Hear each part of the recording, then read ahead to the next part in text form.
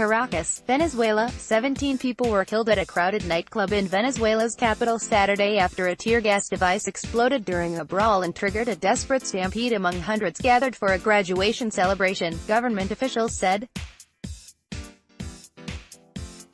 Interior Minister Nestor Reverol said the incident at the Los Cotoros club in the middle-class neighborhood of El Paraíso left 8 minors dead and 5 injured. 8 people were detained, including 2 teens believed responsible for setting off the tear gas canister.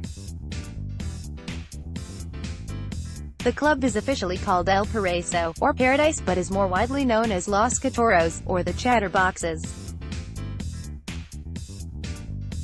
Opposition councillor Jesus Armas said other violent incidents had taken place inside the club. Ariana Cubelos, the Associated Press: the establishment has been ordered closed, and we are investigating in coordination with the public ministry, which is directing the criminal investigation, he said. Family members wept and embraced one another after identifying the remains of their loved ones at a nearby hospital.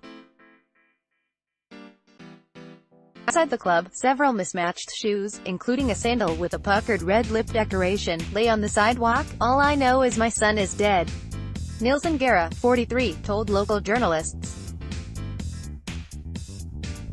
Article continued below. More than 500 people were believed to be inside the club when the fight broke out. Julio Cesar Perdomo said his injured son told him the tear gas was launched from inside a bathroom and that partygoers tried to flee but found the club's door closed. Pictures posted by Reverol on Twitter show a narrow tiled staircase leading to a metal door. The kids couldn't leave, Perdomo said. Officials did not provide any information to confirm or deny Perdomo's account. The club is officially called El Paraíso, or Paradise, but is more widely known as Los Cotoros, or the Chatterboxes. Photos shared online from previous celebrations at the club show a dark interior with wooden tables and a stage up front where DJs shuffled songs. Green-painted metal bars and gates covered the doors and windows.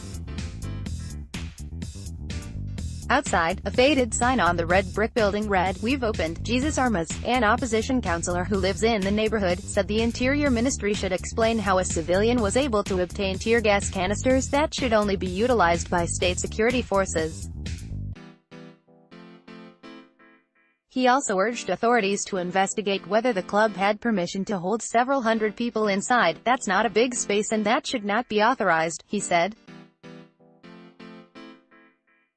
Article continued below. He added that other violent incidents had taken place inside the club, which is frequently used by the Ecuadorian community for parties and political events. Several campaign signs for Ecuadorian politicians were hung outside the building. Police have detained the owner of the club for not guaranteeing adequate supervision and preventing the entry of any type of weapon. No information on the owner's name, exact charges or current whereabouts was immediately provided.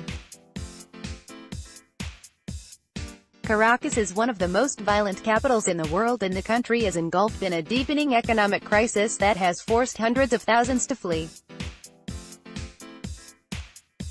The Venezuelan Observatory of Violence estimates about 26,600 people were killed in 2017. Insight Crime, a group that studies organized crime in Latin America, characterized Venezuela as the most homicidal country in the region, with a rate of 89 violent deaths per 100,000 residents. Jade Barrio, the aunt of a 17-year-old boy killed in the melee, told local media she went running out to find her nephew in the middle of the night after hearing about the commotion and knowing that he was attending the party. Relatives of the boy found him among the dead and said he was killed by asphyxia. Her eyes sunken in grief, she said all the family wants now is for the club to be permanently closed and the owner held responsible. I am asking for justice, she said.